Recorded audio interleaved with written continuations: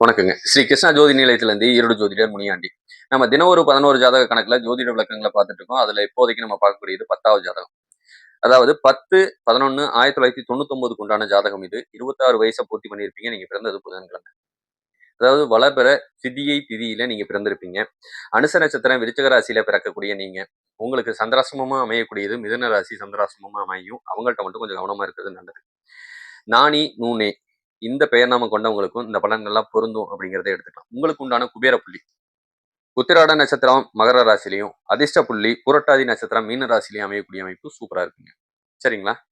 அனுச நட்சத்திரம் விருச்சக ராசியில பிறந்த உங்களுக்கு எடுத்த உடனே சனிதான் தசாபுத்தி நடத்துவாங்க. அதுக்கப்புறம் புதன் தசை ஒரு 17 வருஷமும், அடுத்து கேது தசை ஒரு 7 வருஷமும் நடத்தக்கூடிய அமைப்பு. இப்போதைக்கு பாத்தீங்கன்னா 9ஆம் ஜாதகத்துக்கு உண்டான மாதிரி தான் இதுவும் ஓடிட்டு இருக்குது. சரி, ஓகே. அப்பனா ராகு கேது தோஷம் இருக்கவங்க பாதிக்கப்படுறீங்க அப்படிங்கறத எடுத்துக்கலாம். என்னென்ன லக்கணத்துக்காரங்களாம் பாதிக்கப்படுவாங்க அப்படின்னு பாத்தீங்கன்னா, மிதுன லக்கணம், கடக லக்கணமும், தனுசு லக்கணம், மகர லக்கணம், இந்த 4 லக்கணத்துக்காரங்க முழுசா பாதிக்கப்படுவீங்க. என்ன காரணம்னா உங்களுக்கு ராகு கேது தோஷம் இருக்கக்கூடிய அமைப்பு.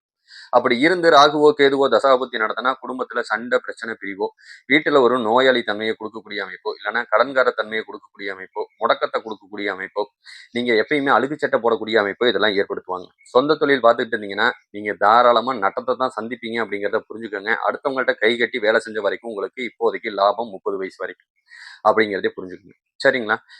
சரி, ஓகே. இதே நாடிமுறைப்படி எப்படி இருக்கு அப்படின்னா, நீங்க கொஞ்சம் சோம்பேறித்தனத்துக்கு சொந்தக்காரரு. பிரம்மகத்தி தோஷம் இருக்கிறதுனால எவ்வளவு சம்பாரிச்சாலும் கையில 10 பைசா நிக்காது.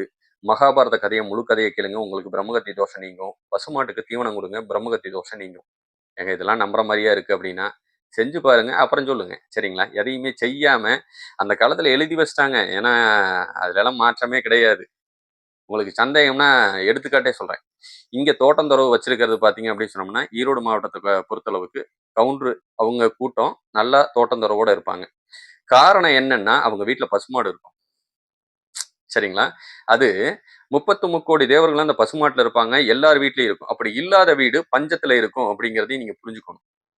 குடிகார தன்மையோட இருப்பாங்க, பஞ்சத்தோட இருப்பாங்க. அப்படி மாடு, ஆடெல்லாம் வச்சு அவங்க பார்த்துட்டு இருக்காங்கிறதுனால தான் அவங்க தோட்டந்தொரவோட மேல மேல போகக்கூடிய அமைப்பு. அந்த தோஷம் இருந்தாலும் நிவர்த்தி பண்ணி வருமானத்த குடுக்கக்கூடிய அமைப்பு. நல்லா புரிஞ்சுக்கங்க. இங்க ஏன்னா நம்மள சுத்தி இருக்கவங்க எல்லாருமே நான் ஈரோடு மாவட்டத்துல தான் இருக்கோம். இங்க இருக்கிற உங்களுக்கு எல்லாத்துக்கும் தெரியும். அப்பனா நீங்க மாடு சம்பந்தப்பட்டத வச்சிருந்தாலும் லாபத்த குடுக்கும் அப்படிங்கிறதுக்காக தான் இத சொல்றேன். தாராளமா செஞ்சு பாருங்க. அதுக்கப்புறம் சொல்லுங்க. சரிங்களா? அடுத்தது வண்டி வாகனத்துல கவனமா போங்க. விபத்து சம்பந்தப்பட்டதை ஏற்படுத்தக்கூடிய அமைப்பும், ஒரு சில பேத்துக்கு ஆணுறுப்பு சம்பந்தப்பட்ட பிரச்சனையை கொடுக்கக்கூடிய அமைப்பும், மனைவி சரியான கோபக்காரி, சண்டைக்காரி, ரோசக்காரியா இருக்கக்கூடிய அமைப்பும், சுக்கிரன் போய் கேதுவை தொடுறதுனால பாத்தீங்கன்னா இது ஆணுறுப்பு சம்பந்தப்பட்டதா கொடுக்கும். சில சமயம் மனைவி நோயாளி தன்மையோட இருக்கக்கூடிய அமைப்பும், தந்தையால பிரயோஜனம் இல்லை, இல்லைன்னா தந்தை இல்லை. ஒரு சில பேத்துக்கு தந்தை குடிகாரங்களா இருப்பாங்க. ஆனா நல்ல புத்திசாலித்தனத்துக்கு நீங்க சொந்தக்காரங்களாவும் இருப்பீங்க அப்படிங்கிறத புரிஞ்சுக்கணும். இடது கண்ணு பாதிக்கப்படுறதுனால சில சமயம் கண்ணாடி போட வேண்டிய சூழ்நிலை உங்களுக்கு கொடுக்கலாம் அப்படிங்கிறது தான். அழகுக்கு சொந்தக்காரங்களா நீங்க பல யோசனை பண்ணிட்டே இருப்பீங்க. ஒன்னையும் செய்ய முடியாது அப்படிங்கிறதையும் புரிஞ்சுக்கங்க. இதே ஒரு பெண் பிள்ளைகள் ஜாதகமா இருந்ததுன்னா, சரியான கோவக்காரி, சண்டைக்காரி, ரோசக்காரி, அரசு சம்பந்தப்பட்ட வேலையில உட்கார்ந்தா நல்ல லாபத்தை கொடுக்கக்கூடிய அமைப்பு நல்லா இருக்கு. நல்ல புத்திசாலித்தனத்துக்கு சொந்தக்காரங்க தான் நீங்க. மாமனார், மாமியாரோட சேர்ந்து வாழக்கூடிய யோகம் சுத்தமா இல்ல. உங்களுக்கு பீரியட் சம்பந்தப்பட்ட பிரச்சனை, வயித்து வலி சம்பந்தப்பட்ட கோளாறு இதனால ஒரு சில நேரத்துல குழந்தை பாக்கியம் தள்ளி போகக்கூடிய அமைப்பு வரைக்கும் உங்களுக்கு இழுத்துட்டு போகும். இப்ப கோச்சாரப்படி எனக்கு ஏதாவது சுப பலன்கள் உண்டா அப்படின்னா, ஒரு சில பேத்துக்கு வர சித்திரைக்குள்ளேயே திருமணம் ஆகக்கூடிய அமைப்பு நல்லாவே இருக்குங்க. இந்த சித்திரையில இருந்து ஆரம்பிக்கிறது 2025 சித்திரையில இருந்து 2026 சித்திரை வரைக்கும் நல்ல யோகமா இருக்கு. வீடு இல்லாதவங்க வீடு கட்டலாம். இதையும் யோகத்தை கொடுக்கக்கூடிய அமைப்புல இருக்கு. மேலும் வேறு தகவல் தேவைப்பட்டா ஸ்ரீ கிருஷ்ணா ஜோதி நிலையத்தை அணுகுங்கள். மிக்க நன்றி. வாழ்க வளமுடன். வணக்கம்.